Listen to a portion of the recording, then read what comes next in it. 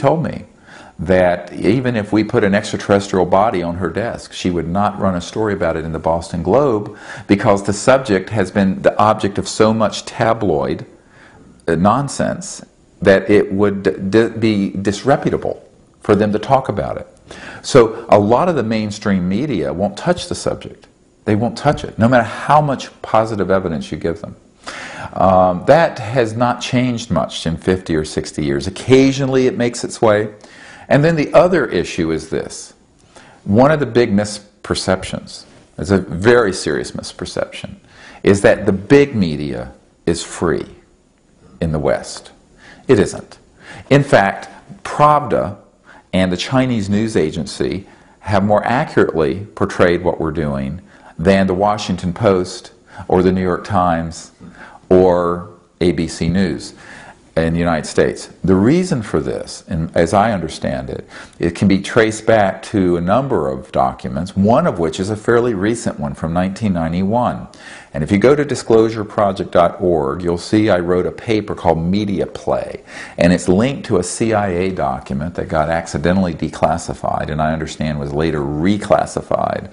And on page 6 of that document, it talks about the fact that the intelligence community has at every major wire service, news magazine, and television network, not just the United States, but around the world, agents embedded in those media to kill, alter, change stories as needed. Well, you know, the public out there is very naive about thinking that we have a free and unfettered press. We do on small issues, but on these sort of big issues, it's very controlled. And I tell people they should read a book called Into the Buzzsaw that Gore Vidal wrote the foreword for, that talks about mainstream journalists who's discovered very hot issues, not this issue necessarily, but how they were cut down and went into this buzzsaw of being completely eliminated from being able to tell the story to the people, not just in America, but around the world. So once you get into the large corporate international media, they're plugged into the international corporate finance and international interest. And I am very skeptical that they're really that free. And the reason I say this is that I've seen it firsthand. I had an executive producer at ABC News in New York who wanted to do a huge expose using Disclosure Project military witnesses. And he was all ready to do this. And he controlled major news magazines like 2020 and Primetime Live. And when it came time for him to go into production, he called me, he said, "Dr. Greer, I can't make this." I said, "Why not?" He says, "They won't let me." I said, "Who are they?" He said, "Dr. Greer, you know who they are." It's a very shadowy, powerful, and by the way, it's not U.S., it's transnational. Big mistake people make about this. They think that, oh, well, it's American or it's British. It isn't.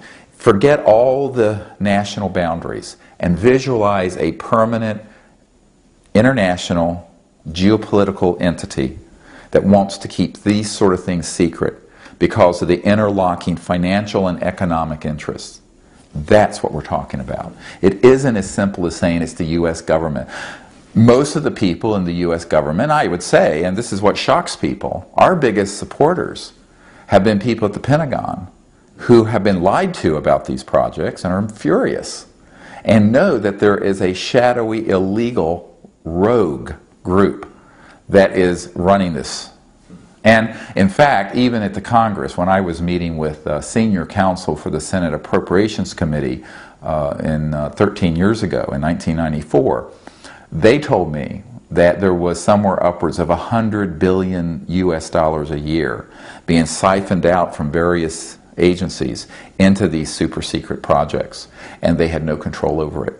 And this man who had a top secret clearance and subpoena power personally told me that they'd gotten very close to discovering who was really behind the secrecy for the UFO issue, but they hit a lead wall. And he looked at me in the eyes, he said, "Dr. Greer, you're dealing with the varsity team of all black projects. Good luck." So it's a very, very complex issue, and the secrecy isn't that hard to maintain if you have this sort of infiltration into major institutions, media, and also the ability simply to float nonsensical stories out there. Because people hear the word UFO and extraterrestrial, they think somebody from a trailer park in West Virginia who's floated on board a spacecraft had sex with someone from Mars and claims they have a baby in an incubator. Or, just all kinds of nonsense. The truth of it is actually more interesting. The truth of the technologies and the fact that the extraterrestrial technologies are so advanced that they interface directly with coherent thought. Like we have coherent light in a laser. They have technologies that interface with thought, that interface with conscious mind, that their development of artificial intelligence that's integrated into these spacecraft is so advanced that they pick up on a directed. It's fascinating. And this is what we've been experimenting with. And the whole paradigm becomes a new paradigm of understanding the structure of the cosmos. But most of the information that's out in the public on this issue has been a carnival of silliness. And that keeps most serious people sort of in the closet on it. In fact, it's interesting. I often work with senior government officials in Europe and in Canada and elsewhere, and they go, "Oh, we're very interested. I want everything you have on this, but no one can know that I'm interested because it'll ruin my career, because I'll be ridiculed." So it's a very interesting psychological matrix that's been created to keep people in the box. And what we're trying to do is do something serious, push the envelope on this information, and credible, and get people to understand what the truth is. It's a very common question of why don't these visitors make themselves more obvious. And what I point out to people is they have. They have been filmed hovering over Rome for an hour. They have been filmed over downtown Montreal. I have the video. They have been seen all over Mexico City and on radar. They have been filmed over the White House and the Capitol and the photograph of the 1950s. They have landed and met with officials who then betrayed that. They have done everything but forcibly say this. Now, important, what good would come from one civilization forcing on another civilization their presence? This is our problem, not theirs. We've lied to each other. We've kept this secret. We have the proof. We have the materiel, the spacecraft. We have the full documentation. We have radar tapes. And what the Disclosure Project is doing that. But it's not their place, these visitors from other planets, to force their presence on us. Because to the extent that we are lying to each other in this dysfunctional human family, what that says to them is that we're not ready for that level of open contact. And so this is something that I think is a very key thing, is that if you go to a civilization that's less developed and overtly and forcibly impose your presence, it never works. This is the mistake that is happening now in Iraq, where we're going into a country and thinking we're going to impose a Jeffersonian democracy to a people who have never had anything but dictatorships and what have you. It isn't practical. And so what they're looking for, in my opinion, is that they have given us enough evidence to educate the world that we're not alone. Why are we covering this up? Why are humans? Why are governments? Why are corporations? Why don't we tell the truth? And I think that to the extent we do, we will see that they're ready to be more open. Now, the other point is that what agency on earth is assigned the task of interfacing with them? They're not interested in just the Norwegians or the Americans or the French or the Chinese. They're interested, because they are global civilizations, they are interested in human Earth civilization. But the United Nations has no mandate to deal with this. We've tried. They refuse. They're too afraid. and they've been threatened. I know for a fact that they were threatened not to when we asked them. So CSETI, the Center for the Study of Extraterrestrial Intelligence, is a citizens diplomacy effort. And we have people going out all over the world. I mean, in Australia, South America, Europe, the United States, where we have teams using certain protocols attempting to make contact peacefully. And of course, we have not the funding of a government, we don't have the equipment and what have you, but it's a prototype, experimental diplomatic effort. And we have had amazing results. And the reason we have is that they want that kind of contact, but they want it when people are ready for it. And the sign that we're ready for it is when we ask for it.